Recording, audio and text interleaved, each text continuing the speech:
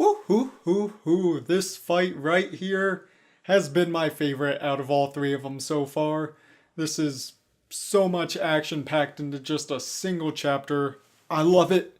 We start off with Tetsu on top of Shoto, wink.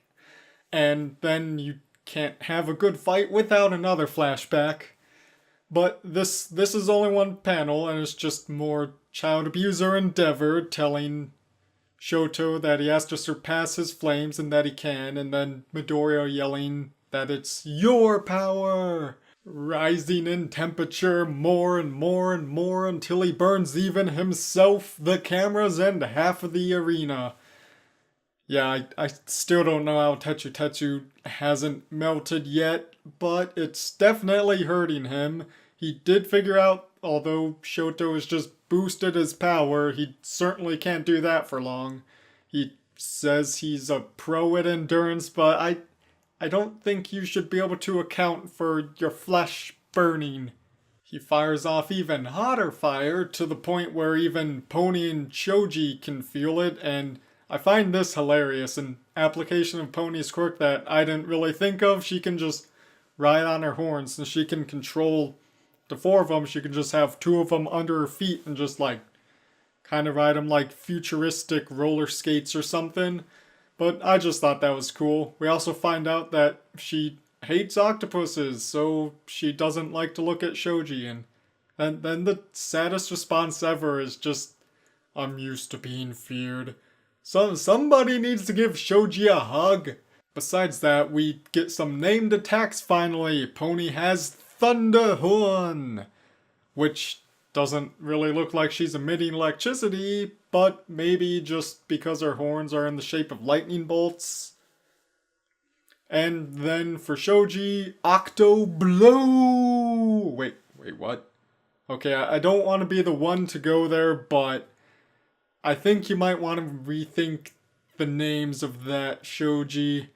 I will say, maybe it's a translation thing, and maybe it might change later, but it looks really freaking cool at least. He's just growing muscular arms on top of other muscular arms, and it's just awesome buffness.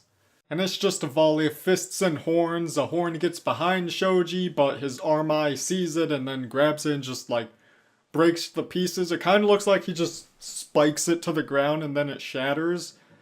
But yeah, he doesn't have the strongest grip strength in the class for nothing. And another named move, Ojiro shows up and uses Twirling Arrow Tail. I'm wiggling my hips, but you can't really see that all too well. But he's still doing it plainly though. But man, everyone is learning to fly. Shoji can glide, Bakugo can propel himself into the air, Ochako, well, that's her entire quirk basically. Tokiyami can fly with Dark Shadow as we found out the last fight, and now Ojiro. I don't know if it's just like something to propel him, or if he kind of just glides with his tail spinning really fast. But I definitely want to see more of that. Anyways, Ojiro just lands on Pony and holds her horns so she can't fire them off, and it lurks in the depths and stalks his prey. Mudman! He just kind of shows up and stops them, and then he just leaves immediately. Yeah, we don't really see anything else after that. But he shows up immediately next to Shoto. He gets knocked out by a falling pipe. Juzo gets kicked in the face by Ida, who finally decided to show up. And then he just takes Shoto away, and I think it's cool because he's really fast and he could just like run over all of the softened ground, or at least that's what it looks like. Then a quick flashback from Ida, I mean Tenya. It's him remembering that Tensei told him about how cool it is to save people and then take that as fighting villains afterwards, so prioritize the victims and saving people, and then also flashback of Stain stabbing him in the arm. But Juzo is still crawling slowly, trying to stay conscious because everything will harden again if he does just fall unconscious, and that will just ruin all of Class 1B's plans. And the last ditch effort, Juzo and Tetsu push over a giant metal silo looking thing, and they both just pass out.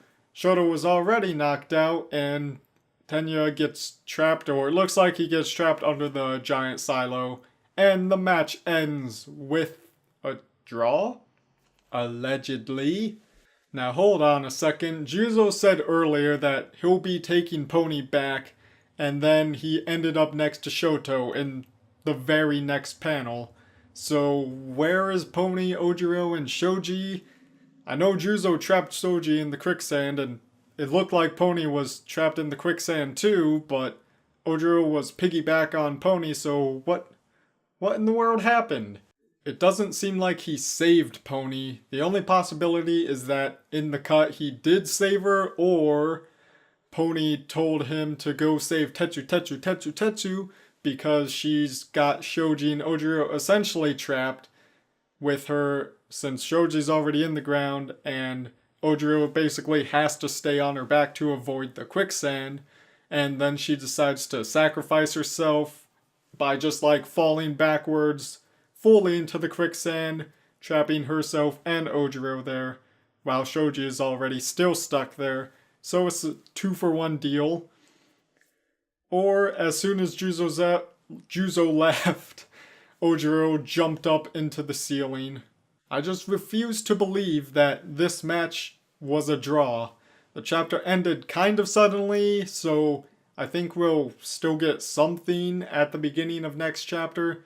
Because also the other fights, like the injured, go to the infirmary. Literally, almost everyone is unconscious, so they've got to show something of probably like Sen, or since Shoji and Ojiro aren't knocked out, them carrying everyone out to the infirmary. But someone is going to emerge from the rubble, and that is rather going to be Ojiro or Pony. Or maybe Shoji connected his arms to the ceiling and kind of pulled himself out. And Sen is clearly in jail, so I don't know what's going to happen. Oh, but one more thing. Maybe there's just a missing panel and I'm an idiot. Everything is a possibility. This has been one of my favorite chapters of this arc so far. I can't wait to see what comes of the third fight. Maybe it will end up in a draw, actually, but I don't know. Tune in next week when we hopefully start the fourth fight of Centipede Guy, Bando, Owase, and the Scaly Girl versus Sato Sero Bakugo and the one and only best girl, Jiro. That's going to conclude this review for Chapter 205. If you enjoyed, let me know. Do you think this actually ended in a draw? And what happened when Juzo magically teleported from Pony to Shoto? And as always, I will see you in the next one. Goodbye, ladies and gentlemen. Octo Blue!